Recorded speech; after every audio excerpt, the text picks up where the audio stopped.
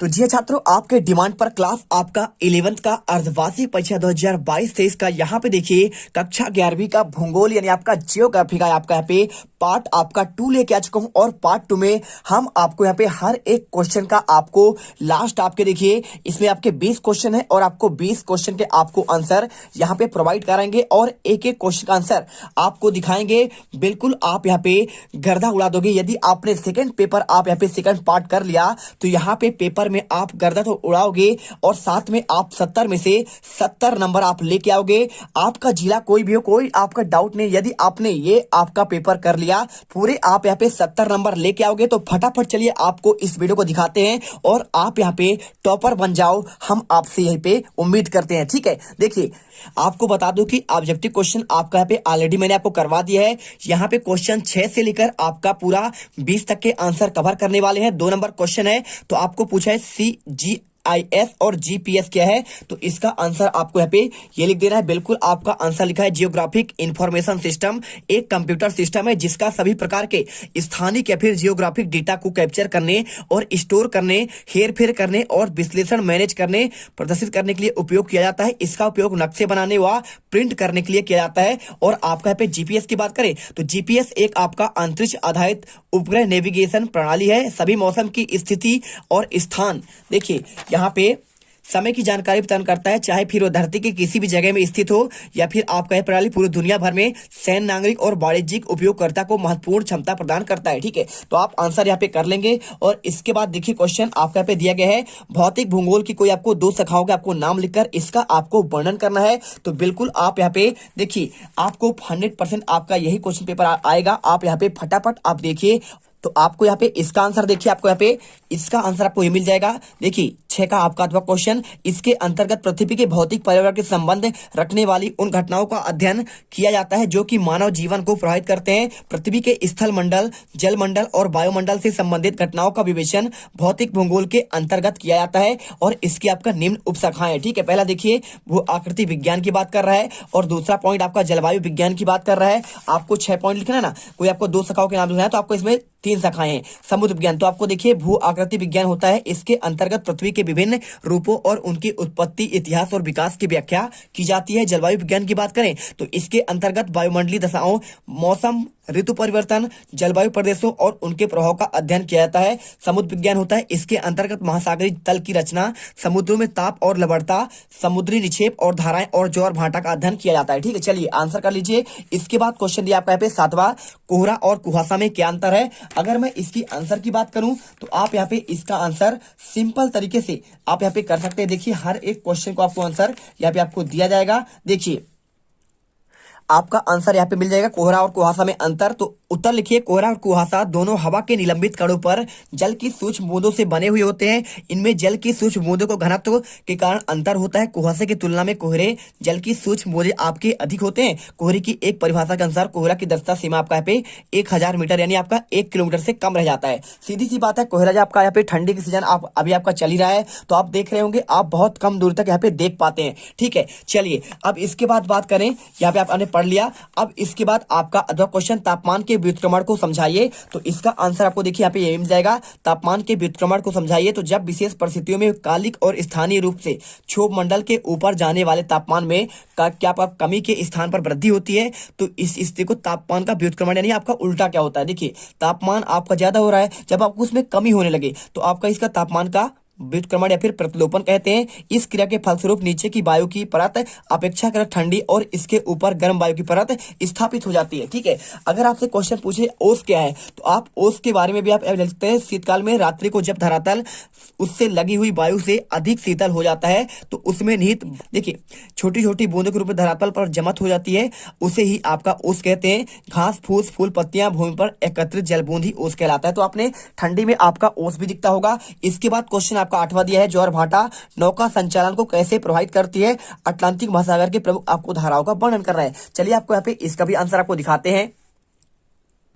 तो आपका इसका आंसर आपको ये मिल जाएगा, ज्वार भाटा के नौका संचालन में कैसे प्रभावित करते हैं। तो पूरा आंसर आप यहाँ पे लिख लीजिएगा। देखिए, नतमुखों पर स्थित बंदरगाहों को साधारण जहाज नदी नहीं पहुंच सकते, किंतु ज्वार के आने से जल की मात्रा में अधिक हो जाती है। जहाज बंदरगाह तक सुगमता से आपका पहुंच जाते हैं और माल उतारने चढ़ाने के बाद भाटे के साथ गहरे सागर में वापस आ जाते हैं। ठीक है, तो आप यहाँ पे आंसर इसका पूरा देख लीजिए और अच्छे से रट लीजिए। इसके बाद क्वेश्चन आपका अथवा का ये वाला है, अटलांटिक महासागर के प्रमुख धाराओं का वर्णन। तो देखिए, अटलांटिक महासागर आपका जो है अंत महासागर में प्रवाहित होने वाली धाराओं को उत्पत्ति का प्रमुख कारण आपका प्रचलित हवाएं हैं, और ये हवाएं सदैव एक दिशा में चलती हैं। अतः सागरी जल समान रूप से इन हवाओं की दिशा के अनुसार मात्राओं धाराओं के रूप में प्रवाहित होता है। अटलांटिक महासागर की धाराओं दो भागों में बांटा हुआ है, उत्तरी अटलांटिक महासागर की धाराएं, दूसरा आपका दक्षिण अटलांटिक महासागर की धाराएं। ठीक है, तो आप यहाँ पे 2 नंबर के हिसाब से आप यहाँ पे इतना ही लिखिएगा, इससे ज्यादा आपको यहाँ पे नाम इसका आपका वर्णन नहीं करना है। ठीक है, क्योंकि आपका देखिए यहाँ पे आपका अति लघुत्तरी क्वेश्चन ही है। और इसके बाद देखिए क्वेश्चन आपका आता है यहाँ पे इसके गर्म धारा की बात करें तो यहाँ पे देखिए उत्तरी भूमध्य रेखी धारा है और गल्फ स्ट्रीम धारा आपका कहलाता है, और साथ में आपका यहाँ पे देखिए उत्तरी अटलांटिक प्रवाह भी है, और नॉर्वे का आपका गर्म धारा, और दक्षिण अटलांटिक महासागर धारा की तो फाकलैंड की धारा कहलाती है, और दक्षिण अटलांटिक प्रवाह और बेंगुला की धारा। ठीक है, आप यहाँ पे इस प्रकार से आप इनको आंसर यहाँ पे देख सकते हैं। और चलिए इसके बाद क्वेश्चन नंबर आपका 9 दिखाते हैं। यहाँ पे लिखा है, दुर्लभ प्रजाति से आप क्या सह है, जैव विविधता से आपका क्या अभिप्राय है, आपका इसका आंसर बताना है। तो अगर इसके आंसर की बात करें तो आप सिंपल तरीके से देखिए, आपको यहाँ पे इसका आंसर दुर्लभ प्रजाति से आपका क्या है। चलिए आपको क्वेश्चन नंबर आपका यहाँ पे 9 का आपको आंसर दिखाते हैं और पूरे आंसर आपको यहाँ पे बेहतरीन तरीके से आपको समझा देंगे। ठीक है, चलिए देखिए, दुर्लभ प्रजाति का आपका यहाँ पे जो आंसर है इसमें आपको लिखना है, यह प्रजाति कुछ स्थानों पर सीमित है, इनकी संख्या बहुत कम है, यही बड़े क्षेत्रों में विरल रूप से बिखरी है। दुर्लभ प्रजातियों में मतलब ऐसी प्रजाति जो पहले हुआ करती थी लेकिन अब लुप्त हो गई है। ये बड़ी मुश्किल से मिलते हैं, जैसे कि डायनासोर पहले मिलते थे लेकिन अब यह दुर्लभ हो गए हैं। तो आप इसे कर लो। और इसके बाद देखिए, आपका जैव विविधता की बात कर रहा है तो इसका आंसर आपको लिखना है अथवा का, तो लिख दीजिए, जैव विविधता से अभिप्राय जीव मंडल में पाए जाने वाले जीवों के विभिन्न जातियों में पाई जाती है, और जैव विविधता का विस्तार आपका मृदा में उपस्थित है सूक्ष्म जड़वाड़ियों से लेकर हाथी जैसे विशालकाय प्राणियों और सूक्ष्म लाइकेन से होकर विशालकाय रेडवुड वृक्षों तक, आपका अति सूक्ष्म प्लांकटन से लेकर स्थूलकाय व्हेल तक पाया जाता है। और भूपृष्ठ की वर्तमान जैव विविधता अरबों वर्षों से हो रहे जीवन के सतत विकास की प्रक्रिया का परिणाम है। देखिए, हम आपको आंसर अथवा तक दे रहे हैं क्योंकि आपका हर जिले से पेपर आपका यहाँ पे यहीं से बनने वाला है, तो आप यहाँ पे अथवा सहित आंसर रट लीजिएगा, आपका क्वेश्चन बाहर नहीं जाएगा। ठीक है, चलिए यहाँ पे देख सकते हैं, आप इसका पूरा आंसर कर लीजिए, पूरा आपको यहाँ तक करना पड़ेगा। और इसके अलावा देखिए, आप यहाँ पे यदि जैव विविधता के कितने स्तरों को विभाजित किया जाता है, आप ये वाला क्वेश्चन भी पढ़ सकते हैं, आनुवांशिक जैव विविधता, और दूसरा आपका होता है प्रजाति जैव विविधता, तीसरा आपका होता है परितंत्रीय जैव विविधता। तो आप ये वाला क्वेश्चन भी आप देख लीजिएगा, आपके वार्षिक की दृष्टि से वेरी आपका मोस्ट आईएमपी है। जैव विविधता के हास रोकने के आपको 2 उपाय की बात कर रहा है, तो आप यहाँ पे उपाय भी आप यहाँ पे देख सकते हैं। ठीक, चलिए अब इसके बाद क्वेश्चन आपका यहाँ पे आता है 10वां, भारत को उपमहाद्वीप क्यों कहा जाता है, और बंगाल की खाड़ी के आपके द्वीप समूह के आपको नाम लिखना है। तो क्वेश्चन 10 का आंसर आपको दिखा देते हैं, पूरे बहुत ही बेहतरीन तरीके से आपको आंसर दिखाएंगे जिससे आपके एक भी नंबर ना कटे। ठीक है, तो अगर इसके आंसर की बात करें तो आप यहाँ पे लिख दीजिए, देखिए यहाँ पे भारत को उपमहाद्वीप क्यों कहते हैं। देखिए, पहला क्या है, इसमें 1 अरब से अधिक लोग निवास करते हैं, मतलब कि बहुत ज्यादा जनसंख्या है, इसलिए आपका यहाँ पे पूरा एक उपमहाद्वीप के बराबर यहाँ पे जनसंख्या निवास करती है। जैसा कि आप जानते हैं, यहाँ पे आपका बहुत सारे आपका देश आते हैं, श्रीलंका आता है, बांग्लादेश आता है, और अफगानिस्तान आता है, पाकिस्तान आता है, इसके साथ आपका मालदीव आता है। तो ये आपका यहाँ पे भारत को उपमहाद्वीप इसीलिए कहते हैं कि यहाँ पे जनसंख्या बहुत आपका ज्यादा है। यहाँ विश्व की सभी प्रकार की जलवायु दशाएं पाई जाती है, फिर भी मानसून जलवायु की आपदा एकता की आपका लय पाई जाती है। यहाँ पे विभिन्न जातियां, विभिन्न धर्म और विभिन्न भाषाएं, फिर भी आप अपने आप को भारतीय मानते हैं। यहाँ की संस्कृत यहाँ की प्राचीनतम भाषा है, जिसे जानने वाले देश हर कोने पर मिलते हैं। रेल परिवहन ने सारे देश को एक कोने से दूसरे कोने तक जोड़ दिया है, और जिसे प्रांतों के लोग व्यवसाय के लिए स्थायी और आपका स्थायी रूप से आते हैं। ठीक है, तो आप यहाँ पे आंसर इसे अच्छे से कर लीजिए पूरा क्वेश्चन। और इसके बाद देखिए, बंगाल की खाड़ी के आपको द्वीप समूह के नाम लिखना है, 10 का क्वेश्चन। तो आपका देखिए, बंगाल खाड़ी के आपके द्वीप कौन कौन से हैं, निकटवर्ती द्वीप। तो आप यहाँ पे आंसर कर दीजिए, इसमें गंगा सागर द्वीप हुगली के सामने है, 24 परगना तट के अनेक आपका मग्न तटीय आपके द्वीप है, जैसे देखिए आपका यहाँ पे न्यूमोर द्वीप, भारत में श्रीलंका, और मध्य में पंबान, और इसके साथ हरिकोटा द्वीप आपका प्रमुख है। सुदूरवर्ती द्वीप की बात करें तो इसके अंतर्गत आपका अंडमान और निकोबार द्वीप समूह आता है, और अंडमान द्वीप समूह देखिए यहाँ पे आपका यहाँ पे पूरा आपका वर्णन किया गया है। और साथ में निकोबार द्वीप समूह में देखिए आपको यहाँ पे इसका भी आपको यहाँ पे लघु अंडमान से 10 डिग्री चैनल यहाँ पे आपका क्या है इसे अलग करता है। और इसके बाद देखिए आपके कुछ क्वेश्चन और है, भारत के आपके पूर्वी राज्यों के आपको नाम लिखना है। तो पूर्वी राज्य मतलब देखिए आपके जो पूर्व में हो, यानी आपका अरुणाचल प्रदेश के साइड की बात कर रहा है। तो देखिए अरुणाचल प्रदेश है, सिक्किम है, उत्तरांचल है, असम है, मणिपुर है, मेघालय है, मिजोरम है, नागालैंड है और त्रिपुरा। आपके ये करते हैं आपके यहाँ पे देखिए। और इसके बाद अक्षांश रेखाओं की विशेषता की बात करें तो आप इसे भी एक बार अच्छे से देख लीजिएगा, क्योंकि आपके पूरे क्वेश्चन पेपर आपको यहाँ तो आएंगे ही आएंगे, आपकी अलग अलग जिले में आ ही सकते हैं, लेकिन साथ में आपका वार्षिक में भी क्वेश्चन आपके पूछे जाने वाले हैं। तो पुडुचेरी केंद्र शासित प्रदेश के किस राज्य में आपका स्थित है? तो आपका यहाँ पे देखिए कहाँ पे है पुडुचेरी आपका जो स्थित है ना, ये कहाँ पे है आप जानते हैं क्या? ये आपके यहाँ पे देखिए पूरा आपको यहाँ पे पूरा वर्णन किया गया है कि आपका पहले फ्रांस का उपनिवेश हुआ करता था, लेकिन भारत को लौटा देने के बाद भारत ने एक ही केंद्र शासित प्रदेश के लिए संगठित रखा। और ये चारों आपका वही क्षेत्र जो पूरी तरह से राज्यों के विभाग और स्थित है। 3 पुदुचेरी, यमन, कराईकल, बंगाल की खाड़ी पर स्थित है और चौथा माहे आपका यहाँ पे है। ठीक है, तो आपका तमिलनाडु के अंतर्गत आता है। और चलिए इसके बाद आपका क्वेश्चन यहाँ पे आता है 10वां कंप्लीट होगा। इसके बाद क्वेश्चन आपका यहाँ पे आता है 11वां। तो 11वां क्वेश्चन देखिए आपका यहाँ पे ये आपका मिल जाएगा क्वेश्चन नंबर 11वां। तो 11वां क्वेश्चन आपको दिखाते हैं, यहाँ पे लिखा है मरु उद्यान से क्या है और डेल्टा किसे कहते हैं। तो आपका इसका भी आंसर चलिए आपको दिखाते हैं। यहाँ पे आपको सिंपल तरीके से आपका जीपीएच में आपको सोल्यूशन इसका दिया गया है। तो क्वेश्चन आपका 11वां आपको ये मिल जाएगा। देखिए यहाँ पे लिखा है मरुद्यान से क्या है, तो भौगोलिक संदर्भों में मरुद्यान किसी मरुस्थल में किसी झरने, चश्मा या फिर जल स्रोत के आसपास स्थित एक ऐसा क्षेत्र होता है जहां किसी वनस्पति के उगने के लिए पर्याप्त अनुकूल परिस्थितियां उपलब्ध होती है। यदि यह क्षेत्र पर्याप्त रूप से बड़ा हो तो पशुओं और मनुष्यों को भी आपका प्राकृतिक आवास उपलब्ध कराता है। ठीक है, तो आप यहाँ पे आंसर इसका कर लीजिए। और इसके बाद देखिए क्वेश्चन आपका यहाँ पे इसके आपका अथवा क्वेश्चन आता है। तो डेल्टा क्या है उसके बारे में पूछा गया है। तो अगर मैं इसके आंसर की बात करूं तो आप इसका आंसर देखिए, डेल्टा के बारे में आप आंसर आपको ये लिखना पड़ेगा। तो डेल्टा क्या है? नदी के मुहाने पर बनने वाली नदी की निक्षेपण विशेषता है। ये वेटलैंड्स कहलाते हैं, जिसमें नदियां और जल एक तलहट किसी अन्य जल निकाय के महासागर, झील या फिर दूसरी नदी में प्रवाहित होती है। और नदी की एक विशेषता है जो उसके सिनाइल स्टेज को दर्शाता है। तो आप इसका आंसर यहाँ पे आपको सिंपल तरीके से यहाँ पे कर लेना है, कोई दिक्कत नहीं, आप इसे अच्छे से कर लो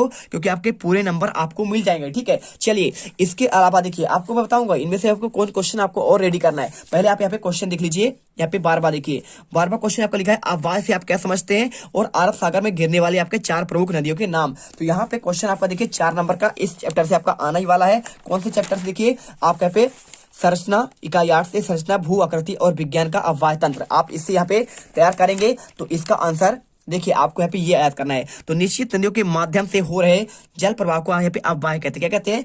निश्चित आपको जो नदियां होती है जो वर्ष भर चलती रहती हैं, तो जल प्रवाह को यहाँ पे अफवाह कहते हैं। इनकी सहायक नदियों के साथ निर्मित जाल को अफवाह तंत्र कहते हैं। और किसी क्षेत्र का अफवाह तंत्र वहां के भूवैज्ञानिक समयावधि, शैलों के स्वभाव और संरचना, स्थलाकृति, ढाल और जल की मात्रा और बहाव की समयावधि का परिणाम है। बस आपको यहाँ पे आंसर रेडी कर लेना है। और इसके बाद देखिए क्वेश्चन यहाँ पे आपका दिया है, यहाँ पे अरब सागर में गिरने वाली नदियों के नाम पूछा गया। तो आप इसका भी आंसर क्वेश्चन 12 का अथवा देखिए, अरब सागर में गिरने वाली नदियों के नाम प्रायद्वीप भारत की कुछ नदियां पूर्व से पश्चिम की ओर बहकर अरब सागर में गिरती हैं। इन नदियों को नर्मदा और ताप्ती से प्रमुख है। ठीक है, तो देखिए नर्मदा नदी है, ताप्ती नदी है, माही नदी है, साबरमती नदी है और लोनी कहाँ पे गिरती है?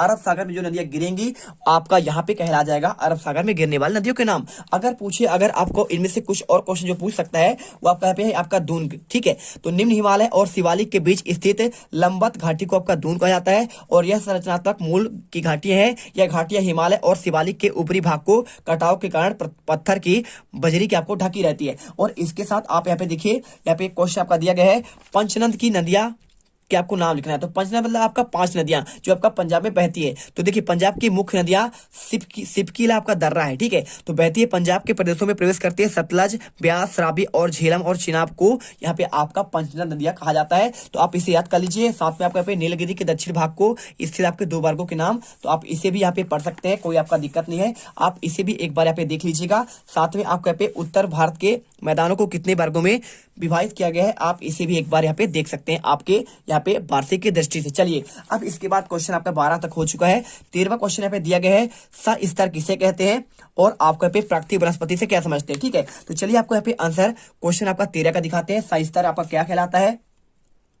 तो अगर मैं आपका इसका आंसर की बात करूं तो पृथ्वी की ऊपरी सतह से नीचे की ओर आधार सेल तक मिट्टी की ऊर्ध्वकाट को मृदा परिच्छेदिका कहते हैं, और यह मृदा परिच्छेदिका मृदा के क्षितिज और स्तरों को दर्शाती है। किसको दर्शाती है भाई? सीधी सी बात है, आप जब मिट्टी काटते हैं तो बहुत सारे आपका अलग अलग उसमें परत होते हैं। जैसे अगर आप जमीन के अंदर जाएंगे तो आपका भूपर्पटी आता है, मैग्मा आता है, ठीक है, प्रवाल या कोड आता है, तो आपका उसी में मिट्टी में भी आता है। तो आप इसे आपका जो परत पाई जाती है भाई, मिट्टी काटना क्या कहलाता है? मृदा परिच्छेद क्या कहलाता है। और उसमें आपका बहुत सारे आपके स्तर होते हैं, और इसे ही आपका मृदा संस्तर या फिर आपका मृदा परतें भी कहा जाता है। ये स्तर विभिन्न रंगों और गठन के होते हैं। कभी कभी ये स्तर एक दूसरे में धीरे धीरे मिश्रित होते हैं और परिवर्तित होते रहते हैं। प्रत्येक मृदा के अपने सस्तर होते हैं, और मूल रूप से मृदा में सस्तर के आपके 3 भाग होते हैं। तो आप इसे देखिए, यहाँ पे का स्तर होता है, पहला वाला देखिए सबसे आपका ऊपरी भाग कहलाता है, और इसके बाद देखिए यहाँ पे आपका खा नंबर होता है आपका, ये आपका बीच का होता है, इसे संक्रमण पेटी भी कहते हैं, या फिर आपका मध्य स्तर।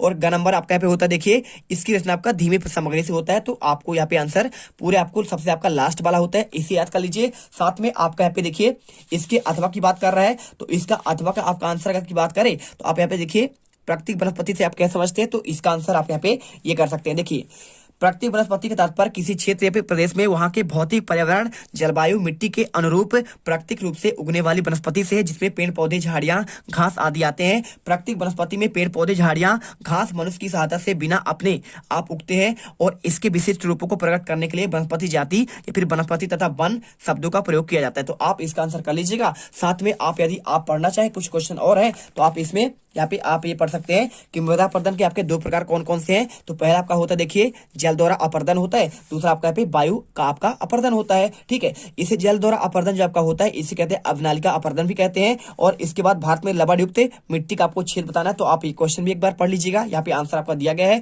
और इसके साथ आपका यहाँ पे सामाजिक वानिकी क्या है, तो सामाजिक वानिकी का आशय होता है पर्यावरणीय, सामाजिक और ग्रामीण विकास में मदद के उद्देश्य से वनों का प्रबंध और सुरक्षा और ऊसर भूमि पर वनारोपण करना। तो आप इसे शहरी वानिकी और आपका पे फार्म वानिकी और इसका आपका ग्रामीण वानिकी आप यहाँ पे पढ़ लीजिएगा, ठीक है। चलिए मिलते हैं आपका नेक्स्ट वीडियो पर। देखिए क्वेश्चन आपका 13 तक का हो चुका है, क्वेश्चन 14 से लेकर आपके पूरे यहाँ पे देखिए आपका 22 तक का आंसर आपको हम आपका 20 तक का आंसर जो है बहुत ही इंपॉर्टेंट क्वेश्चन आपका आने वाले हैं। मानचित्र में आपको कैसे आपको दर्शाना है, कैसे करना है, इसका आंसर आपको अगले पार्ट में बताएंगे, पार्ट आपका 3 पर। तो यहाँ पे आप वेट करिए और उस पार्ट में हम यहाँ पे गर्दा मचा देंगे। जय हिंद, जय भारत।